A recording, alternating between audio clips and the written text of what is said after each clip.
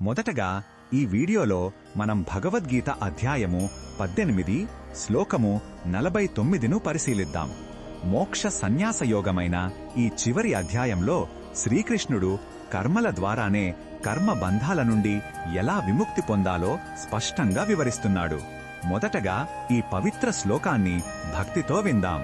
అసక్త బుద్ధిః సర్వత్రా జితాత్మ విగత స్పృహః నైష్కర్మ్య సిద్ధిం పరమాం సన్యాసేనాధిగచ్చతి.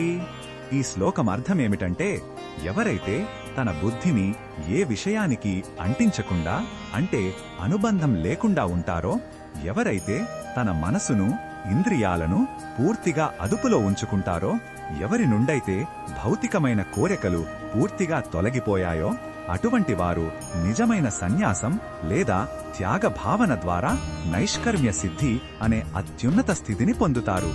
నైష్కర్మ్య సిద్ధి అంటే చేసే పనుల యొక్క పుణ్యపాప ఫలాలు అంటని స్థితి. ఈ శ్లోకంలో ఉన్న భావం మనకు ఏమి చెబుతుందంటే, నిజమైన స్వేచ్ఛ మన అంతరంగంలోనే ఉంది. మనం చేసే పనుల వల్ల కాకుండా వాటిపై మనం పెంచుకునే ఆసక్తి, అనుబంధం మరియు ఫలితంపై ఉండే కోరికల వల్లే బంధించబడతాము. ఎప్పుడైతే ఈ మూడింటిని త్యజిస్తామో అప్పుడు మనం చేసే ప్రతి కర్మ యజ్ఞంలా మారుతుంది. దాని ఫలితం మనల్ని బాధించదు. ఇదే కర్మ బంధాల నుండి విముక్తికి మార్గం.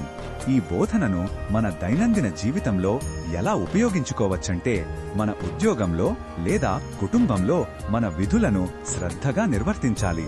కాని ఆ పనుల ఫలితంపై అతిగా ఆశ పెట్టుకోకూడదు. విజయం వస్తే గర్వపడకుండా, అపజయం వస్తే కుంగిపోకుండా స్థిరంగా ఉండాలి.